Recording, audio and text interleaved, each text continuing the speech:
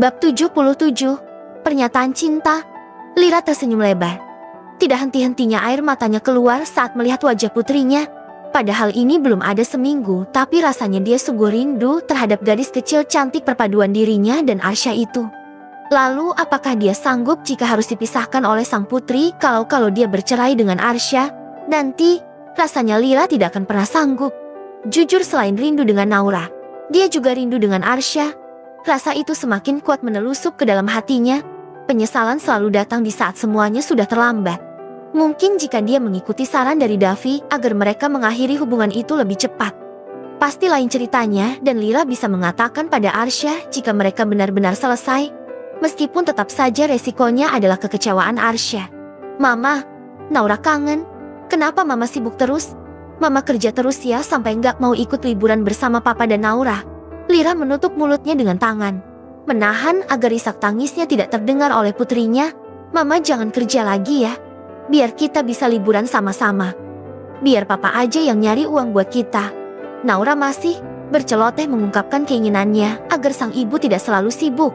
Karena Arsya memang memberikan alasan seperti itu. Jadi setahu Naura sang ibu begitu sibuk hingga tidak bisa menghabiskan waktu bersama mereka dengan berlibur seperti sebelum-sebelumnya. Ya sayang, Mama udah nggak sibuk kok. Nanti Mama nyusul kalian. Sekarang Naura harus tidur. Sudah malam. Naura mengangguk tapi wajahnya masih menampilkan wajah cemberut. Tapi Naura masih kangen Mama. Arisa menatap sang putri yang sedang temu kangen bersama ibunya. Berkali-kali pria itu hanya bisa menghela nafas panjang. Iya nak, Mama juga kangen banget. Lira menyembunyikan tangisnya agar Naura tidak melihat. Tetapi Arsya bisa dengan jelas mendengar suara Lira yang serak. Kalau Mama kangen Naura, kenapa Mama nggak nyusul ke sini? Arsya tidak tega. Pria itu mengelus bahu putrinya. Sayang, besok kita bisa ketemu sama Mama. Sekarang Naura bersiap-siap tidur. Jangan lupa cuci tangan dan kaki. Kemudian gosok giginya ya. Udah malam nak, ujar Arsya. Naura dan Lira sudah mengobrol agak lama. Sejak tadi Lira dan Arsya hanya diam melihat gadis kecilnya itu berceloteh menceritakan semua kegiatannya ketika bersama Arsya di villa. Iya, beneran ya Pak. Kita besok ketemu sama Mama. Ma, Naura tidur dulu ya. Besok kita ketemu. Naura udah kangen banget sama Mama. Love you Mama. Setelah mengatakan itu, Naura berlari menuju kamar mandi untuk melaksanakan perintah ayahnya. Mas, suara Lira membuat Arsya menoleh ke arah layar. Arsya bisa melihat wajah Lira yang sembab karena menangis. Apa benar yang dikatakan Naura jika besok kita akan bertemu? Tanya Lira dengan suara yang tercekat. Arsya menghela napas panjang. Rasa sakit itu masih ada dan belum berkurang sedikit pun. Tetapi dia kini sudah menjadi seorang ayah. Melihat putrinya yang selalu menanyakan keberadaan sang ibu. Tentu Arsya tidak tega. Hatinya terasa teriris melihat wajah sendu putrinya. Ya, di cafe. Aku akan biarkan Naura bertemu denganmu.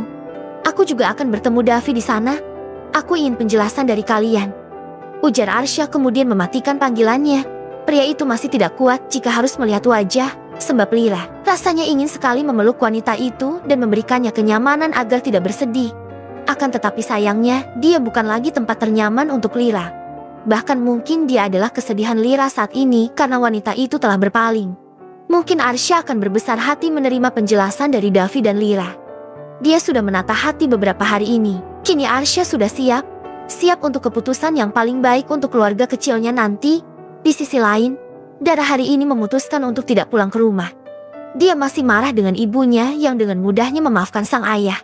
Apakah ibunya masih mencintai pria pengkhianat seperti ayahnya itu?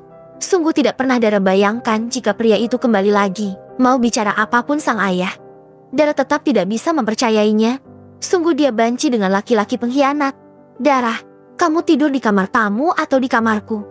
Tanya Davi saat pria itu kembali dari kamar tamu untuk mengecek kondisi kamar itu yang lumayan cukup bersih dan rapi.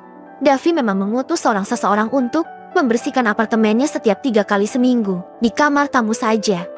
Maaf Jeti merepotkan mas. Jawab Dara lemah. Davi langsung menggeleng cepat. Kamu sama sekali tidak merepotkan. Aku malah senang ketika kamu memutuskan untuk menginap di sini. Ujar pria itu. Maksudku karena keadaan rumahmu yang masih kacau. Sepertinya kamu bisa di sini dulu untuk sementara. Lalat Davi menggaruk kepalanya yang tidak gatal. Dia merasa salah tingkah dengan ucapannya sendiri. Dara mengangguk. Kemudian menatap Davi yang masih berdiri di depannya dengan tatapan sendu. Mas, jangan jadi pebinor ya. Lupakan Bu Lira. Biarkan dia bersama Pak Arsya. Aku nggak mau kalau anak mereka nanti yang jadi korban. Apalagi kalau sampai Mas merebut Bu Lira dari Pak Arsya. Jangan sampai hubungan kalian berdua sebagai saudara hancur hanya karena ego kalian masing-masing. Lirih Dara menunduk. Dia menasihati Davi karena Dara berada di posisi Naura, di mana dia merasakan keluarganya berantakan setelah ayahnya berselingkuh dan memilih selingkuhannya. Memang dia tidak bisa memaksa Davi untuk mencintai wanita manapun, tetapi mengingat kondisi keluarganya dulu. Dara Jeti berpikir jika Davi harus benar-benar melupakan Lira dan membuka hatinya untuk wanita lain. Dara tentu merasa kasihan terhadap Naura yang nantinya bisa sangat membenci ibunya seperti dirinya yang membenci sang ayah. Mas Davi harus melihat keadaan putrinya Bu Lira yang nantinya akan sama sepertiku. Apa Mas Davi nggak kasihan? Ujar Dara lagi. Wanita itu mendongak ketika tidak mendapatkan jawaban dari Davi. Namun saat melihat wajah Davi yang menatapnya tajam, tentu saja Dara langsung takut. Astaga, apa aku sudah keterlaluan ya? Kenapa berani sekali menasihati pria yang masih menjadi atasannya itu? Batin Dara, Dua ingin sekali memukul bibirnya yang begitu lancang. Ingat Dara, dia itu atasanmu, jangan sampai kamu dipecat karenanya. Davi berjalan mendekati Dara.